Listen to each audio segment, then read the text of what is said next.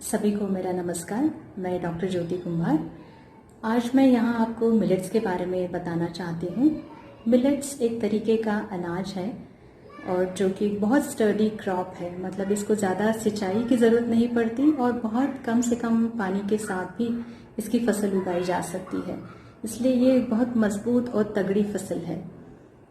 Millets जो है कई हजार सालों पहले से मिलेट्स हमारे खान पान का हिस्सा रहा है, लेकिन ग्रीन रिवॉल्यूशन के बाद जब से गेहूं और चावल हमारे थाली में आए, तब से मिलेट जैसे गायब हो गए।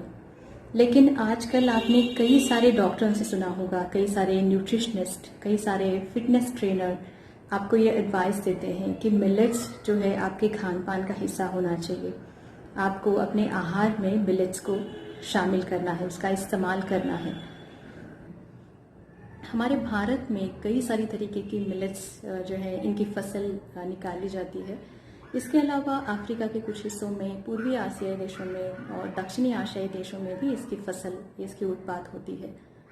तो मिलेट्स में आजकल आपने सुना होगा, it's a super food, it's a miracle grain, it's a wonder grain. So ऐसा क्यों कहा जाता है? इसको जादुई धान या जादुई अनाज इस तरीके से जो है आजकल मेडिकल फील्ड में बहुत सारे डॉक्टर्स भी इसको एडवाइस करते हैं अपने पेशेंट्स के लिए। तो इसमें ऐसा क्या है इस अनाज में ऐसा क्या है जिसको हमें ध्यान देना चाहिए जिस पे, और मिलेट्स को अपने आहार में जो है हमें शामिल करना चाहिए, उसका इस्तेमाल जो है वो करना चाहिए, उसका इस्तेमाल बढ़ाना चाहिए हमारे आहार में। तो मिलेट्स जो है, जैसे अभी मैंने आपको कहा था कि कई सारी तरीके की है। ज्वार है, कोडो है, नाचनी है, कंगनी है, मंडुआ है।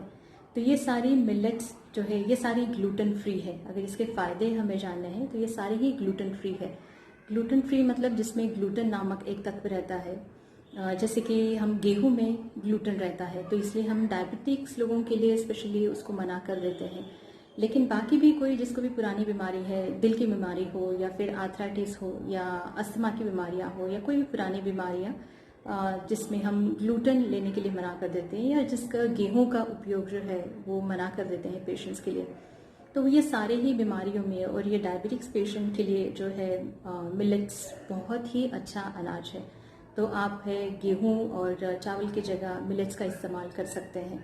इसलिए तो ग्लूटेन फ्री है, तो ये हमारे शरीर में जो इन्फ्लेमेशन होता है, अंदरूनी सूजन जो हमारे शरीर में होती है, ये मिलेट्स जो है इसकी रोकथाम कर सकती है, इसको रोक सकती है और आपको पुरानी बीमारियों से बचा सकती है। तो इसका बहुत अच्छा बीमारियों का प्रिवेंशन हो सकता है, क्योंकि ये पूरा अनाज, ये पूरे मिलेट्स जो है वो ग्लूटेन फ्री है।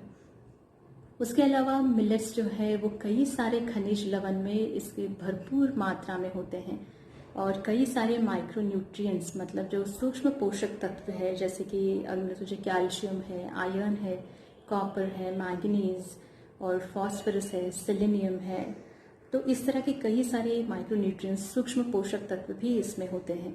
और उसके अलावा वाइटामिन्स जो है, folate, vitamin B, vitamin C, vitamin E और विटामिन के भी इसमें भरपूर मात्रा में पाया जाता है। इसके अलावा मिलेट्स में फाइबर की मात्रा बहुत ज़्यादा होती है। वैसे तो कई सारे तरीके के जो मिलेट्स हैं उनके अपने अपने गुण हैं। जैसे कि अगर मैं बाजरा का कहूँ तो बाजरा प्रोटीन में जो है सबसे ज़्यादा प्रोटीन की मात्रा जो है वो बाजरा में पाई जाती है, और सबसे अच्छी कैल्शियम और आयरन की मात्रा जो है वो रागी में या नाचनी, मंडुआ में पाई जाती है। और सबसे ज़्यादा फाइबर अगर हम कहें तो वो फॉक्सटेल मिलेट में, सबसे ज़्यादा खनिज लवण भी फॉक्सटेल मिलेट जो है कंगनी, उसमें पाए जाते हैं। और मिलेट्स जो है आपके डाइजेशन के लिए, आपके पाचन के लिए बहुत ही अच्छी रहती है। ये आपका पाचन सुधारने में आपको मदद करती है, क्योंकि जैसे अभी मैंने कहा इसमें फाइबर की मात्रा जो है, रेशा जो है उसमें बहुत अच्छी मात्रा में रहते हैं। तो मिलेट्स के इस तरह से कई सारे फायदे हैं। अलग अलग वैरायटी के जो अलग अलग तरीके की मिलेट्स रहती है, धान जो रहता है, ये अनाज, उसके अलग अलग अपने अपने गुण है। कोई मिलेट में कैल्शियम ज़्यादा है, किसी में आयरन ज़्यादा है, किसी में फाइबर ज़्यादा है और किसी में प्रोटीन की मात्रा ज़्यादा है। जैसे कि बाजरा में मैंने कहा प्रोटीन की मात्रा सबसे ज़्यादा है। और आप भी जानते हैं कि हमारे देश में, भारत में, हम ठंड के सीज़न में ज़्यादातर बाजरा का उपयोग करते हैं, क्योंकि इस ऋतु में, इस सीज़न में जो है हमें शरीर में गर्मी पैदा करने की आवश्यकता होती है, तो हम प्रोटीन जो है वो ज़्यादा लेते हैं ठंड के दिन में, और इसलिए बाजरा का इस्तेमाल ठंड के दिनों में ज़्यादा होता है।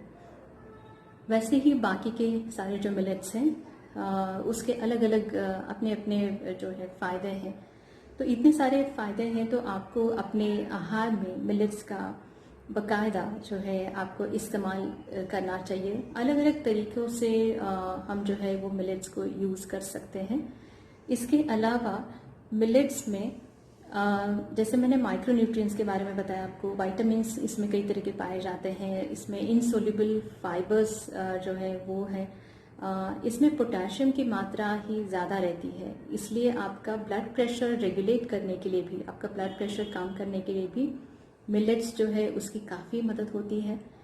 मिलेट्स की और एक खासियत है, जब आप मिलेट खाते हैं तो इसमें हमारे शरीर में जो ग्लूकोज रिलीज़ होता है वो बहुत धीरे धीरे होता है, क्योंकि मिलेट्स खाने के बाद उसके पाचन के लिए, उसके अब्सॉर्प्शन के लिए भी टाइम जो है वो गेहूं और चावल से ज़्यादा लगता है। तो जब आप ऐसे खाते हैं, तो आपको मिलेट्स खाते हैं तो ज़्यादा देर तक आपको भूख नहीं लगती, और आप स्पेशली डायबिटिक्स पेशेंट में, जिनको बार बार खाने की चाह होती है, उन लोगों में, जिन लोगों को फूड क्रेविंग्स होती है, उन लोगों के लिए मिलेट्स लेना तो बहुत ही अच्छी बात है। आपको मिलेट्स बाकायदा आपके आहार में जो है वो इस्तेमाल करना चाहिए, उसको शामिल कर लेना चाहिए।